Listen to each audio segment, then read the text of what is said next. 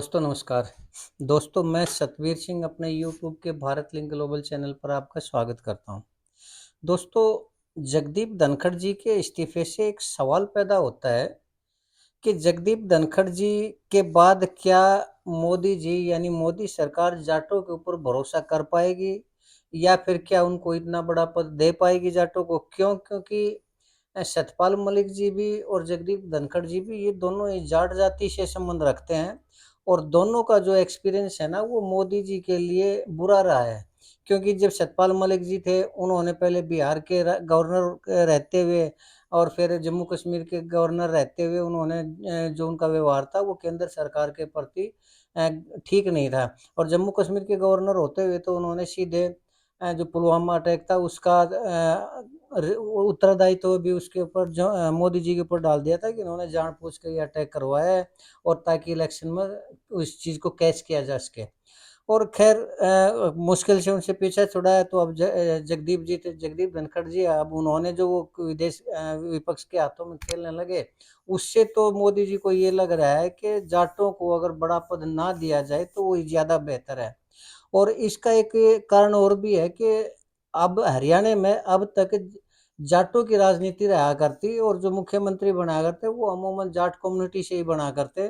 लेकिन मनोहर लाल खट्टर जी ने पहली बार आकर हरियाणा में जाट वर्सेस नॉन जाट किया और जाटों को न सिर्फ खुडे लाइन लगाया बल्कि उनको जो जाट वर्सेस 35 बिरादरी यानी 35 बिरादरियों को दिखाया भी आके जाटों को हम खुडे लाइन लगाने लग रहे हैं और इस नॉन जाट की उन्होंने सरकार बनाई।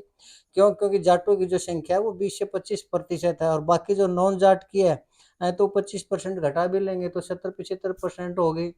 तो उन्होंने जाटों को ये दिखा के कि जाटों के बगैर राजनीति चल सकती है, वो मुख्यमंत्री बन सकते हैं और इस तरह की पॉलिटिक्स की। तो अब मुझे लगता है कि यही मोदी जी के बारे में भी तो यही सोच होगी मोदी जी की भी कि जाटों के बगैर भी तो राजनीति चल सकती है। तो क्या मोदी जी आगे से किसी भी जाट को कोई भी बड़ा पद नहीं देंगे या फिर मोदी जी जाटों को बिल्कुल साइडलाइन कर देंगे यानी राजनीतिक रूप से बिल्कुल हाशिए पर धकेल देंगे जाट कम्युनिटी को? तो इस सवाल के ऊपर दोस्तों आज हम चर्चा करना चाहेंगे। तो इस सवाल का सीधा मैं जवाब दूँ उससे पहले दोस्तों मैं आपको कुछ नाम बताता हूँ। पहला नाम तो आपने ये सुना जो डेरा सच्चा सौदा के वो हैं राम रहीम सतनाम सिंह जी। उनको तो आप जानते होंगे ना। वो कैसे साधुओं के यौन शोषण के मामले में और छत्रपति उनका एक ड्राइवर हुआ करता उसके मर्डर के चार्ज में या और कई तरह के ऐसे नपुंसक बनाने की उसमें मतलब वो जेल में गए और उनको उम्र कैद की सजा हुई बलात्कार के आरोप में भी। तो उससे सजा उम्र कैद की तो सजा उनको कोर्ट में हुई और वो जेल में गए। लेकिन जब भी उनका मूड होता है तफरीह करने का या छुट्टी मनाने का, मौज मस्ती करने का जो भी है, चाहे वो साधुओं को माफ़ी देने का मामला या कुछ भी हो, तो उनको जब भी माफ़ी देने का मन करता है उनको फरलो मिल जाती है। और मेरे हिसाब से जब से उनको जेल हुई है तब से लेकर अब तक जितनी बार फरलो उनको मिली है वो आज तक किसी अन्य कैदी को मुझे तो ध्यान नहीं है कि अन्य कैदी को इतनी फरलो मिली होगी। और अब तो वो हाई कोर्ट से भी एक मामले से मतलब बरी हो चुके हैं। अच्छा, दूसरा एक नाम मैं लेना चाहूँगा दोस्तों, ये आजकल बागेश्वर बाबा के नाम से मशहूर है धीरेन्द्र शास्त्री जी।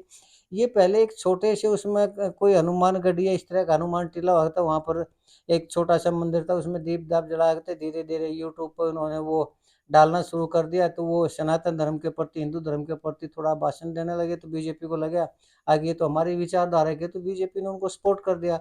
और सपोर्ट करते-करते आज ये हालत हो गई है कि खुद मोदी जी भी उनको अपना छोटा भाई कहते हैं और जहाँ पर भी वे अपना प्रवचन देते हैं, वहाँ लाखों की संख्या में लोग आते हैं।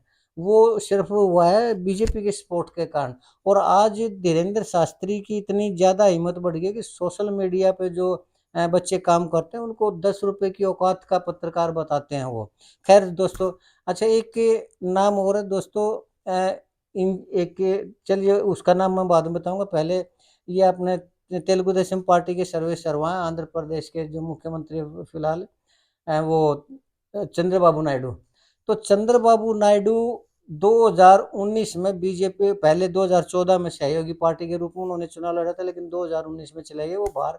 और जब उन्होंने अपना चुनाव आंध्र प्रदेश में लड़ा तो खुलकर मोदी जी की उन्होंने मुखालफत की थी, यानी विरोध किया था, उनके ऊपर ऐसे ऐसे एलिगेशन लगाए थे। लेकिन वही चंद्रबाबू नायडू 2024 में उनके साथ मिलकर चुनाव लड़ रहे हैं, और आज बीजेपी के एनडीए में उनका प्रमुख घटक दल है और वो उनके प्रमुख सहयोगी हैं। अब बात करें हम नीतीश कुमार जी की, तो नीतीश कुमार इतनी बार दल बदल करते हैं कि उनको पलटू राम कहने लग गई है दुनिया। और लास्ट में जब उन्होंने बीजेपी का साथ छोड़कर लालू यादव जी के साथ, यानी आरजेडी के साथ जो मुख्यमंत्री बने थे गठजोड़ करके, तो खुद अमित शाह ने ये कहा था कि आज के बाद नीतीश कुमार की एंट्री बैन है बीजेपी के अंदर। लेकिन उसके बावजूद भी उनकी एंट्री भी हुई, दोनों पार्टियों बीजेपी का और राष्ट्रीय जनता दल का गठजोड़ भी हुआ, और आज दोनों पार्टियों के सहयोग से वो प्रदेश सरकार भी चला रहे हैं और बिहार के जो चुनाव वो भी लड़ने लग रहे हैं। अच्छा, एक और नाम बताऊं दोस्तों, मैं जम्मू कश्मीर में एक आतंकवादी है, इंजीनियर रशीद के नाम से है, वो अलगाववादी नेता है और वो जेल में है, लेकिन वो बारामूला सीट से सांसद है। और बारामूला सीट के अंदर शायद 3-4 विधानसभा सीट आते हैं, तो इसमें अब जो चुनाव हुए, लोकसभा चुनाव हुए, उसमें उनको जमानत दी गई और उनको ये कहा गया कि आपने बीजेपी को सपोर्ट करना है, और वो गए और बीजेपी को उन्होंने सपोर्ट किया। यानी इंजीनियर रशीद जो कि एक आतंकवादी है, एक अलगाववादी है, जो देश के टुकड़े करने के अंदर लगा हुआ है, उसको भी ये बीजेपी सरकार के राज में अंतरिम जमानत मिली और बीजेपी से सपोर्ट करवाया गया। तो कहने का मेरा तात्पर्य ये है दोस्तों कि जिसके पास वोट है उसकी हमेशा ही चलती है, चाहे वो पहले 1947 से पहले की बात हुई हो या 1947 के बाद की, चाहे कांग्रेस हो चाहे बीजेपी हो। अब जैसे ये मैंने नाम बताया था राम रहीम सतनाम सिंह जी, इनके इतने फॉलोवर हैं कि न चाहते हुए भी सरकार को फरलो देनी पड़ती है, मौज मस्ती करवानी पड़ती है। और अगर हाई कोर्ट से उनको बरी करवा दिया, मेरे हिसाब से कांग्रेस सरकार का इसमें हाथ है। अगर मुझे ये लगता है कि अगर आज राम रहीम सतनाम सिंह जी ये डिक्लेयर कर दें कि मैं बीजेपी ज्वाइन करता हूं, तो उनके सारे के सारे जितने भी अपराध हैं, जितनी भी सजा, मुझे ऐसा लगता है कि वो बिल्कुल एकदम से खत्म हो जाएंगी और वो मिनिस्टर भी बन जाएंगे। जैसे एक सतपाल महाराज, आपको याद होगा कांग्रेस के टाइम में वो रेल मंत्री भी हुआ करते, तो इसी तरह उनको कोई बहुत बड़ा पद भी होगा। तो ये मायने नहीं रखता कि उस आदमी ने क्या किया है, कि उस आदमी ने बलात्कार किए हैं या फिर उस आदमी ने घपले किए हैं या वो हत्याएं की हैं या डकैती की हैं या क्या किया है। अब आप ईडी का इसका देख लो कि जो कांग्रेस के हैं उनके ऊपर तो ईडी की, सीबीआई की, एनआईए की सब कुछ रेड पड़ती है। बीजेपी के किसी नेता के ऊपर कोई पड़ती देखिएगा? क्यों? क्योंकि वो बीजेपी को सपोर्ट कर रहे हैं और इसी वोट के आधार पर ही वो बचे हुए हैं। तो जाटों, अगर बात अब आती है जाटों की, तो मेरे हिसाब से जाट हरियाणा के अंदर तो है 20 से 25%। ये बात ठीक है कि आज जाटों के बगैर सरकार बनी है, लेकिन उसके बावजूद जाटों को अवॉइड नहीं किया जा सकता, क्योंकि 20 से 25% जाट, यानी वो लगभग 40 से 45 सीटों के ऊपर डिसाइडिंग फैक्टर हैं। तो उन वोटों को बीजेपी अवॉइड नहीं कर सकती किसी भी रूप में। एक मैं ताज़ा इसका उदाहरण बताऊं कि सुभाष बराला जी हैं, उनके लड़के को अभी लॉ ऑफिसर बनाया है, एजी बनाया गया है, और उसके ऊपर लड़की का किडनैप करने और छेड़छाड़ का आरोप भी है, और वो जेल काट के आया और वो केस अभी चल रहा है। लेकिन फिर भी उनको, जो मुजरिम के रूप में जेल में रह चुका है, उसी को सरकार ने लॉ ऑफिसर बना दिया है। क्यों? क्योंकि वो जाट नेता है, उनके पिताजी हैं सुभाष बराला जी, वो जाट नेता है, जाटों में पकड़ रखते हो अपने एरिया में। तो इसी तरह अगर पूरे देश में गिनती की जाए जाटों की, तो जाटों कम से कम 12 से 15 करोड़ जाट हैं, और 12 से 15 करोड़ वोटों को मेरे हिसाब से बीजेपी अवॉइड नहीं कर सकती। तो इस मामले में जाटों को बिल्कुल निश्चिंत रहना चाहिए कि जाट हाशिए पर चले जाएंगे, राजनीतिक हाशिए पर चले जाएंगे, या उनको खुद लाइन लगा दिया जाएगा। हाँ, ये कुछ इस तरह के जो लोग हैं जो अपनी मूर्खता में अपनी कम्युनिटी का भी नुकसान करते हैं।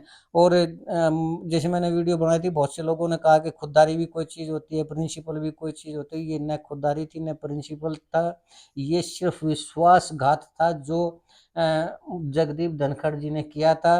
वो उपराष्ट्रपति बने थे एनडीओ की वोटों से, गवर्नर लगाए थे वो एनडीए ने लगाए थे राष्ट्रपति से सिफारिश करके, और अब फिर वो कांग्रेस के हाथों का खिलौना बनकर बीजेपी सरकार के खिलाफ ही कार्य करने लग रहे थे।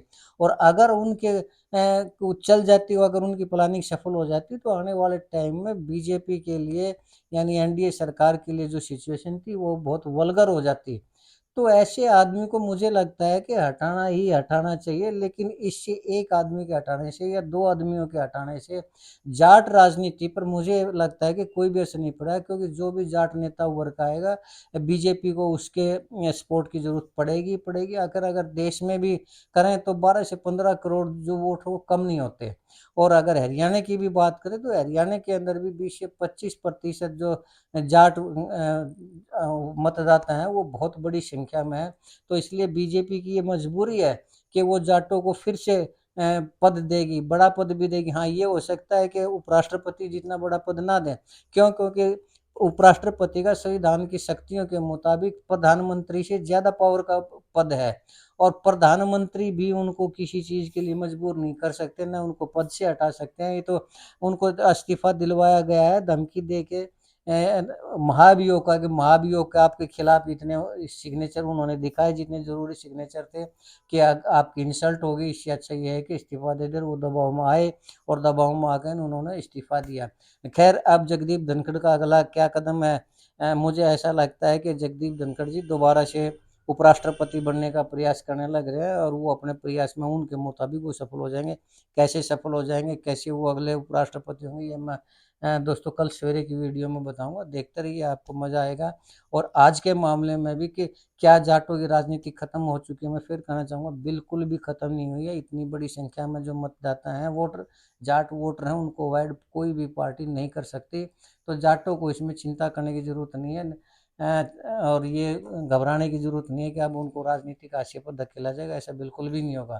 तो आज के लिए इतना ही दोस्तों। मुझे उम्मीद है कि आपको मेरा यह आकलन पसंद आया होगा, और अगर आपको लगता है कि मैं सही कह रहा हूँ तो आपसे गुजारिश है कि आप मेरे इस वीडियो को लाइक करें, शेयर करें दोस्तों, कमेंट जरूर करें। अगर आपको लगता है कि मेरा आकलन गलत है तो भी आप कमेंट करें। और एक निवेदन और करना चाहूँगा कि आप मेरे इस चैनल को सब्सक्राइब जरूर करें, ताकि मेरा हौसला बढ़ता रहे और मैं इसी तरह के जो आकलन है वो आपके सामने लाता रहूँ। आपने मेरा ये वीडियो देखा इसके लिए आपका बहुत बहुत धन्यवाद।